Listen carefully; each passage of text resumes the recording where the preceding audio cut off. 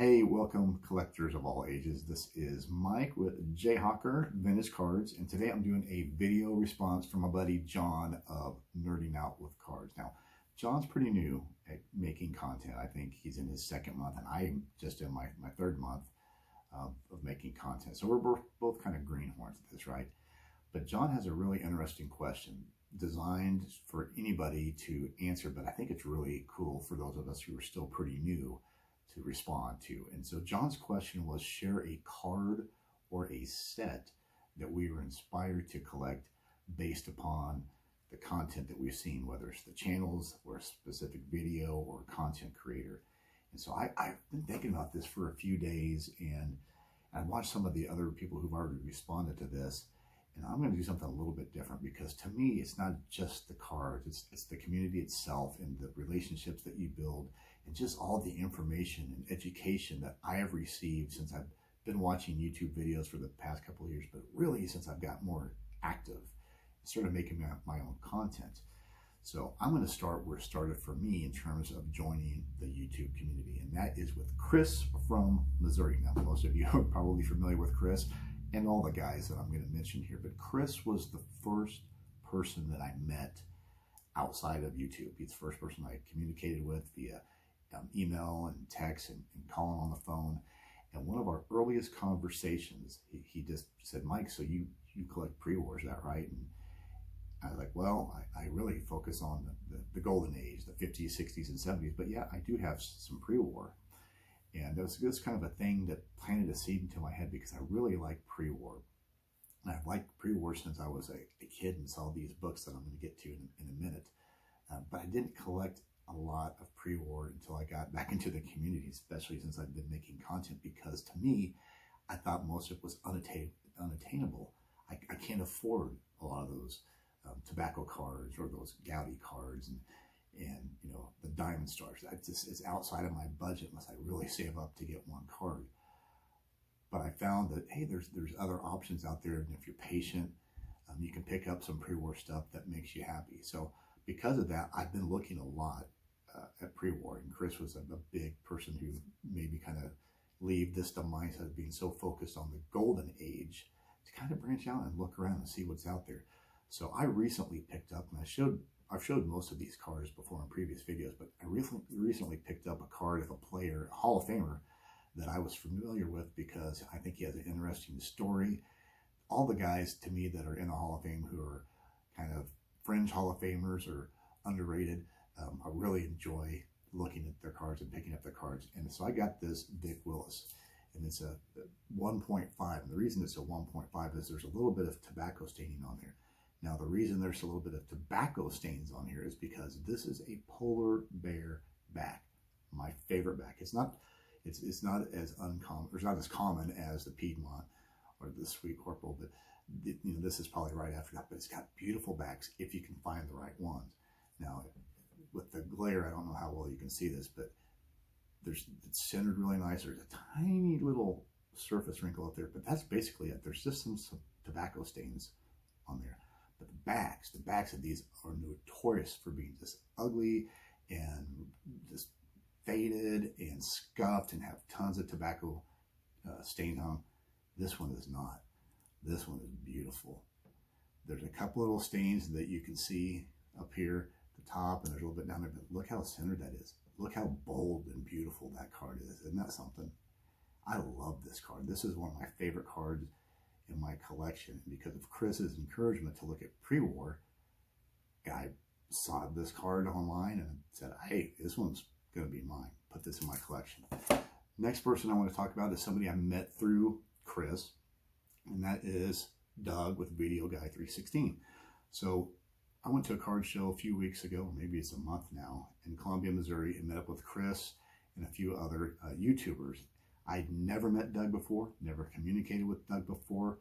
We went to Billy Ballgame's, I'm going to get to here in a second, but we went to Billy Ballgame's house after the show, and Doug had these envelopes that he just had random, and he just said, "Hey, everybody pick one."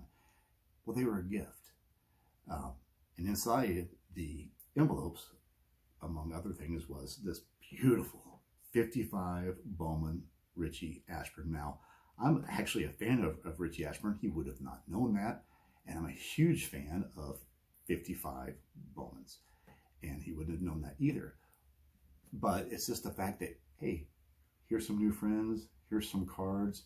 And it's just that camaraderie, that friendship that means so much to me. As someone who has spent 40 years of collecting baseball cards, and over 40 years actually, and collecting vintage cards that entire time, and never having a group of people to talk to. Even when I was younger, none of my friends collected vintage. It was just me. I was on an island all by myself. And so I've basically been a lonely collector of vintage cards for 40 years, but I found my people. I found a group of people. And Doug, man, I appreciate this.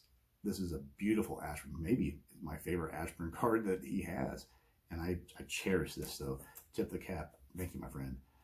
Next person I want to talk to is somebody I've never communicated with outside of comments on YouTube videos, and that's Mookie Chilson.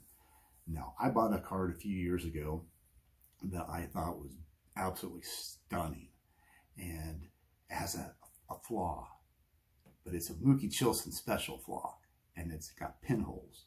But because it has pinholes, I'm able to have this card in my collection because I could afford it, and it is a beautiful 55 Topps Sandy Koufax rookie card.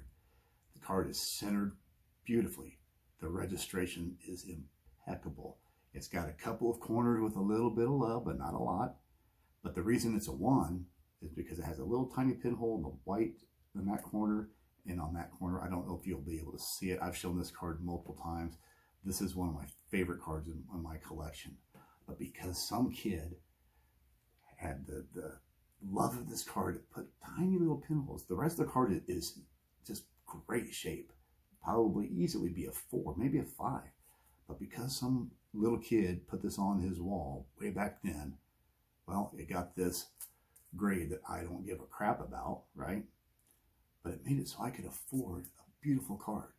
And if you see it from, more than a foot away, you can't see those pinholes. And it doesn't matter to me anyway. It's a Sandy Koufax rookie, a card I've always wanted.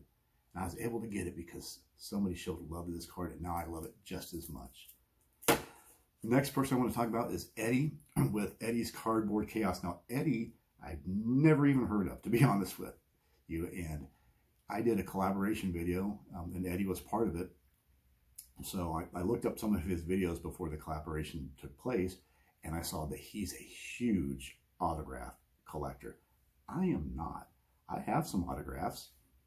There's an autograph right there of Mr. Mickey Mantle, but I don't go out of my way to collect autographs. It's just something that really doesn't interest me all that much.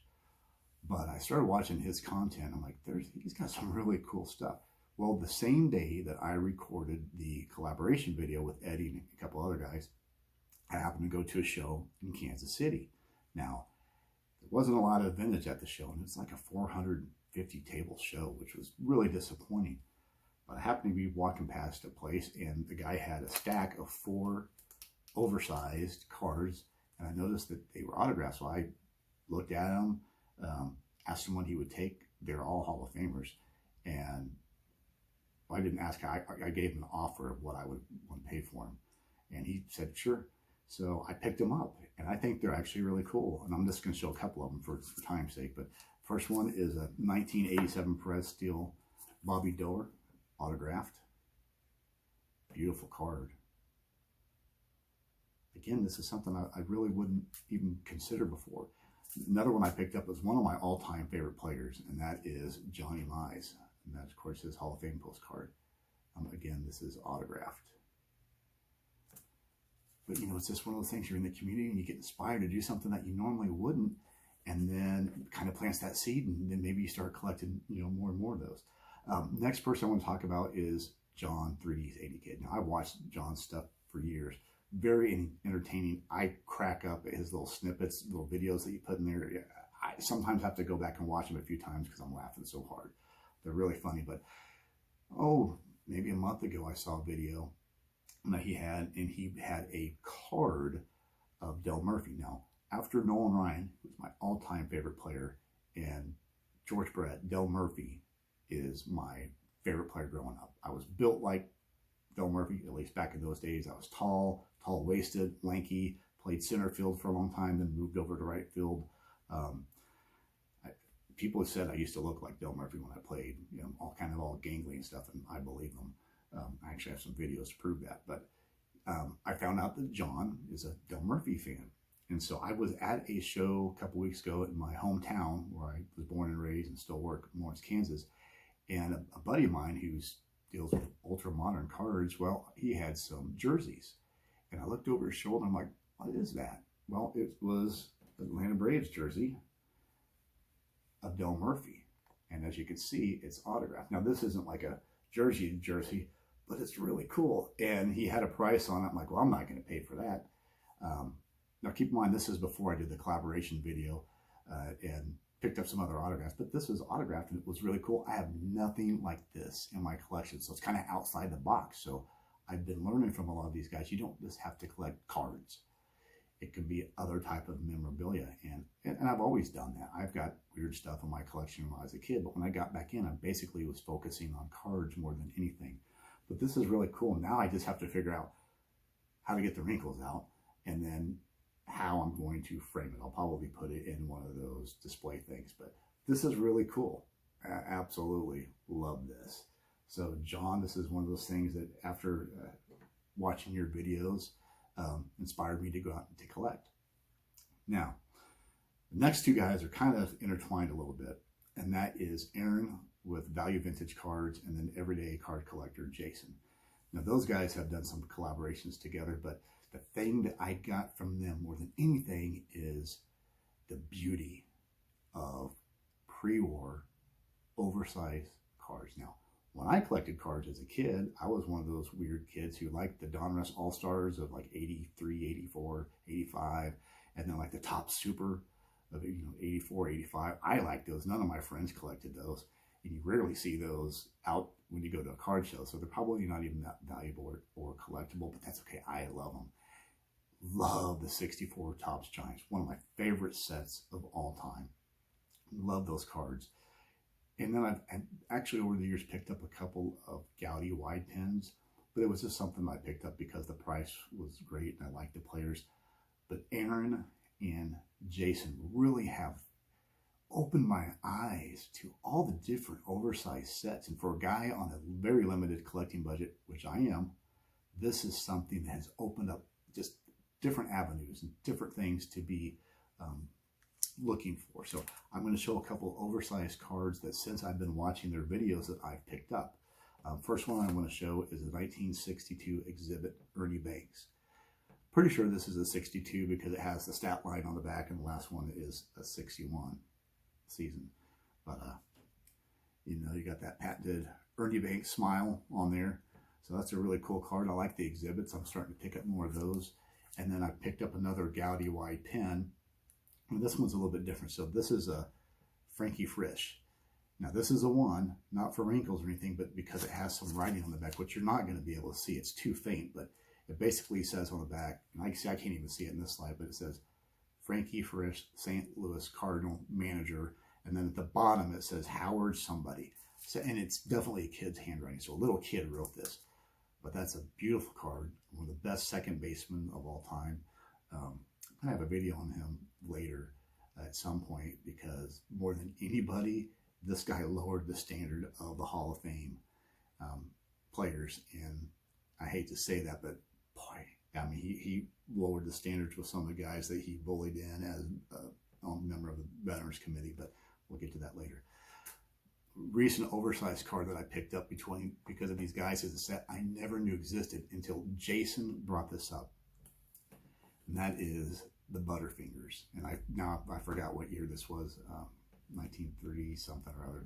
But I got this. It just came into the mail from the mail a couple days ago. And it's this Butterfinger Jimmy Fox. Just a gorgeous card. It is paper thin, which he warned everybody about in those videos. These are very, very, very thin. But these are just beautiful and affordable. I mean, so affordable compared to other cards, like the regular issue cards that you would get from here. But I love this. I don't know if I will ever send this off for grading. I may just keep it like this. But this is cool. I love that. Next person. Oh, one more thing about Jason. So Jason, I first would notice his channel because he had a Jayhawk hat on. And I was like, cool, maybe he's from around Kansas, Kansas City. He's not. His daughter went to KU. In fact, she just graduated. So, you know, tip of the cap to Jason's daughter for graduating from the University of Kansas. But he had a polar bear hat on, like this. And I said, where did you get that? And he said, I got that from Scott with Reindeer Studios. Well, I got that hat, and I love it so much. I love polar bear backs, as you saw. Well, I went and got the shirt from Scott Reindeer Videos. So that's pretty badass. I love that. So I'm wearing that with pride. Next person I want to talk about is the president, John Manini. John has great stuff. Everybody knows who John is. But I really like his videos because he always brings me back to when I was a kid.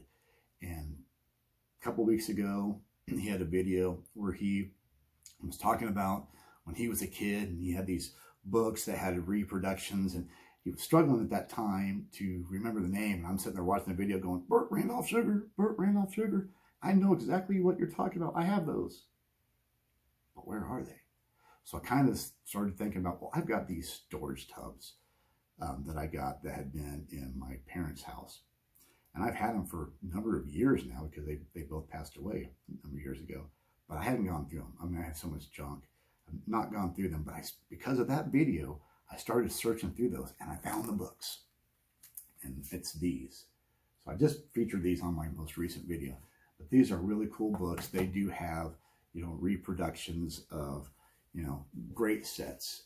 So if you've not, I mean, a lot of you probably remember these, but if not, you should definitely seek these out. They're really, really cool. But because I was searching for those books, I found some other stuff. And because I found some other stuff, it made me want to find even more of things that were in that, in those tubs. And I still have more tubs to go through, so we'll see what else I can find. But because of that, because I was searching for things such as this, I came across a card I thought was lost, and it's been lost for basically 30 years. And that's my 64 Topps Giant Mickey Mail. I honestly thought, because I've not seen this card for so long, that I must have sold it when I used to sell as a dealer at shows. So I've been literally dreaming that I still had this card. Not that it's the most expensive, but this was one of the first Mantles I ever owned. It was definitely in the best shape of any early Mantle card that I owned, and maybe any Mantle card that I own now. So this was always a special card to me because I regretted selling it. But I didn't sell it. And I found it just as on a fluke. So, man, that just pumped me up to find that card. Another person I want to talk about is Sammy Thunder. Now, Sammy Thunder, everybody knows who Sammy Thunder is. Great videos. He's got a little bit of everything. He's just a chill dude. Love watching his stuff. I could probably talk with him for hours. But something I've learned from Sammy is go outside the box. Look for different stuff. It doesn't have to be a card. It can be a matchbook cover. It can be a candy lid. It could be something that's rare. And I can't afford a lot of the oddball rare stuff. But because I was watching Sammy Thunder's videos for a while earlier, or actually late last year in the winter, it was sometime in the winter, either late last year or early this year, I picked up something that I normally would not even think of because it was not a card. But I saw this at a card show. I've seen these before, but not very often. But it's of a player who I will never be able to afford the playing days card in any condition of this guy, ever. That's just not going to be in the cards for somebody with my budget. But this was a much lower price than I've seen sold on eBay by quite a bit. And because of somebody like Sammy Thunder planting that seed in my mind that, hey, you can look outside the box for different type of collectibles.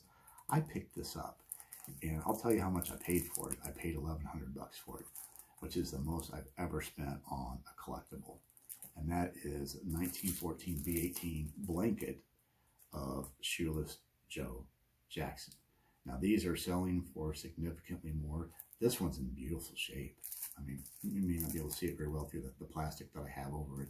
All these get graded authentic by SGC no matter what the shape is, but this one's in beautiful shape.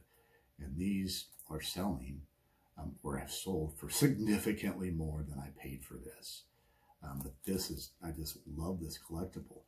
I cherish this thing, and you know, it's not about the value, because obviously his cards are worth a lot more than this, right? But this is something that I was able to afford. I basically had to use up a lot of my collecting budget for several months to get this thing, but to me, it's worth it. To me, it's worth it. Now, the last person I want to talk about is Billy Bulgate. If you've not seen his recent videos, you really should check him out, because he has a wonderful story. He basically made the tough decision to sell his graded card collection. And I'm not going to spend time on why he did it, but it was for a good reason. And he was successful. He was able to resolve an issue that he had. It wasn't really an issue, it's just something that he wanted to be able to do. And he's planning on rebuilding his collection, maybe with a little bit more focus and being more specific. But I know he's a huge Ken Griffey Jr. fan. And at that Columbia show that I met up with Chris and Joe Redneck Collector and Doug Video Guy 316 and a couple of their friends, met up with Billy. First time I met Billy, well, I purchased from Billy this beautiful PSA 9 Ken Griffey Jr. rookie. I mean, the center is perfect on this. I honestly don't know why it's a 9. I don't know. But this is a beautiful card. And it's the only one of these cards that I have in my collection.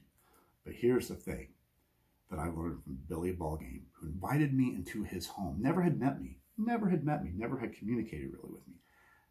Invited me to his home with a couple of those other guys after that show. And that just proves the camaraderie that we can get in this community. It proves that friendship is every bit the reason that we do this, not just the cards. You know, I joined the community because I got tired of collecting on an island. I got tired of collecting alone, not being able to share my stories, not being able to show my meager collection. But because of people like Chris and John, 3D's 80s Kid, and Billy Bulgate, and everybody else that I mentioned, I know there's a community out there that will accept me for who I am and be happy about and like my collection and give me advice, listen to my complaints or my worries or my funny stories that I'll tell the same ones 100 times over again. But because of Billy Bulgate and these guys, I know that there's more to this community than just the cards. And to prove that, I have zero plans of ever selling this card to anybody except Billy Bulgate. When he starts rebuilding his collection, if this card means a lot to him, now it's in the older holder, so maybe he'll want one that's in a newer one. But if this card is special to him and he wants this card back, he can get this card back from me, and I will gladly let him have this card back. So anyway, that's my video response. Probably went on longer. I don't know how long it is, but I just wanted to say, John, Nerding Out with Cards, great question to ask. And all of you, enjoy your collection. Be proud of your collection. And until next time, have a great day.